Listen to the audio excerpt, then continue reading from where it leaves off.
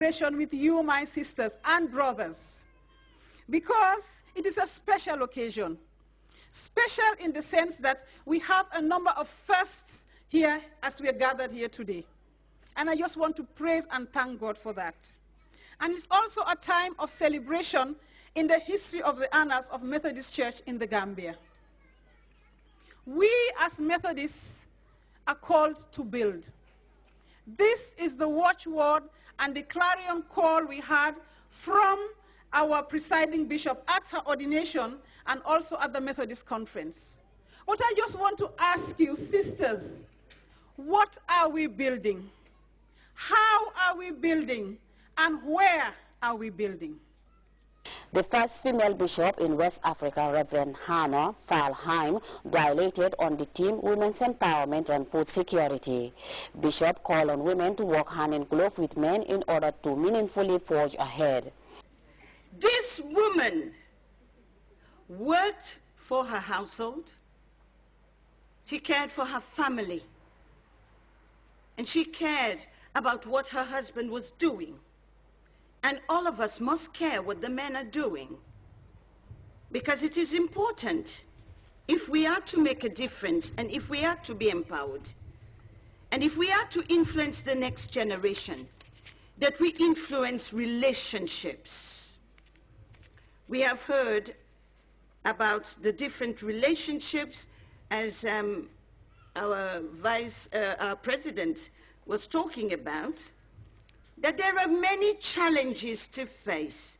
Violence within family or within the society, lack of food, lack of respect, laziness, complacency. We can go on, but that is not the point of tonight. Tonight we're called to look at how we influence ourselves, our families, our communities, our nations. Falheim further reflected on the impact of hunger and poverty and social injustice on women, but equally hailed their persistence and determination in the face of such challenges. Promoting women equality and empowerment is her main aim, ensuring that women are educated and are teachers, women who support one another to build businesses and live productive lives, and more importantly, their voices are heard. Bishop Reverend Falheim finally commended President Jammeh for creating an enabling environment to fight hunger through his Back to the Land call, and also the promotion and advancement of women empowerment and equality. And with that, we now take a short music break. We'll be back momentarily.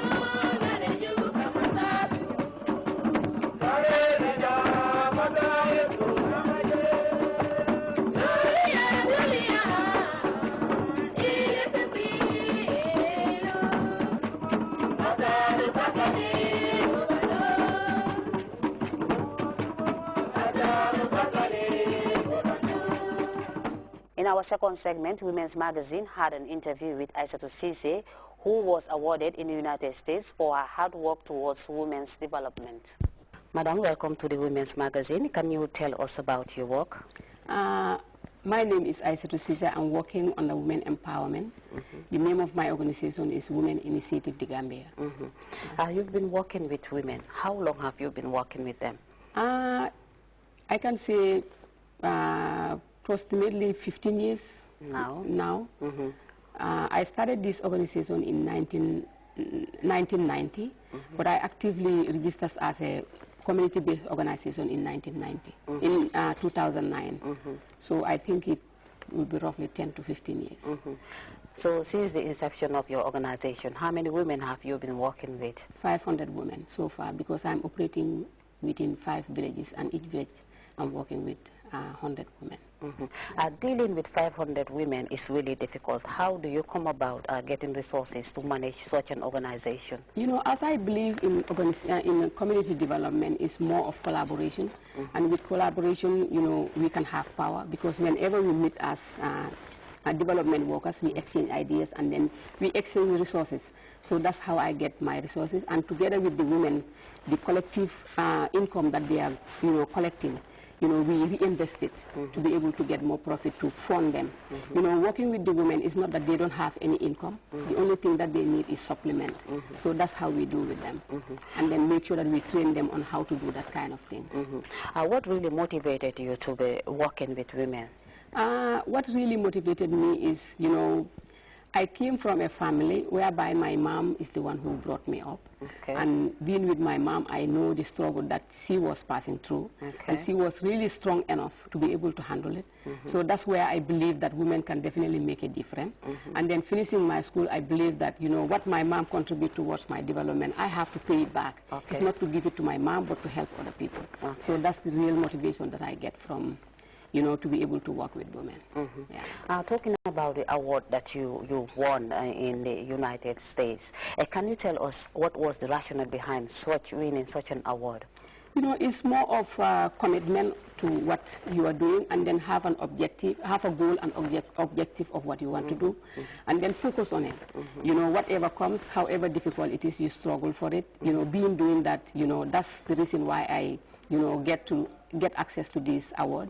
And I believe that really is not something that surprised so many people, because I started the struggle so long time ago. Can you tell us the trend? How did you come about winning such an award? What steps have you been taking? The steps that I was taking was, since I finished school, I used to work with women, because we are really focused on empowering women through a training, and then environmental, you know, management, because we really focus on the environment, because it's really neglected in one way or the other. And the real problem that we really face within the environment is the plastic. And we really face on how to collect plastic and put them into, you know, useful product, whereby women can earn income, and then respect the environment, and have the idea of protecting their own environment, and believe that protecting the environment is where they can get good health. Winning such an award, how many people or how many countries were awarded? It was 100 countries. And definitely to be there, it really gave me a lot of courage, because working with women it have a lot of stress, especially, you know, working with them without no resources. You know, going from one door to another is really stressful. And I was thinking that I'm not doing anything. You know, I was thinking that what I'm doing is not important, because I cannot see what I'm doing, because I am really single of what I'm doing. But being there, meeting with different people from different countries, and the activities that they were doing, you know, what I'm doing is even more impressed than what they were doing. So being there, and people were coming to me and asking me a lot of questions about what I'm doing and how I implement it, it really gives me more courage. When I came back, I really believe that I can keep it up, and then I can educate other people to do the same thing. What is the way forward for your organization? The way forward is keep on our goals and objectives, you know, to help women and men together, because women empowerment doesn't stop like to help only women. Helping women means helping men. So we really believe on helping both of them, working together with them. It's not that we have all the ideas that they need, but we always collect ideas from them, and believing on that, you know, we will achieve our goal. What are some of the challenges you normally face? Some of the challenges, I have a lot of challenges, but you know, the one that I can mention is like family and being married. You know, sometimes, you know, people, they don't understand. You know, when you start working in any issues, they label you names that is not your name. But still, you know, if you believe on what you're doing, you know, keep going, you will really, you know, achieve your goal. And the other thing is working with the women. They tell me their needs, and I cannot solve it. at the right time. It's a big challenge that I'm really working very hard to see how best I can solve it. These are all problems that I'm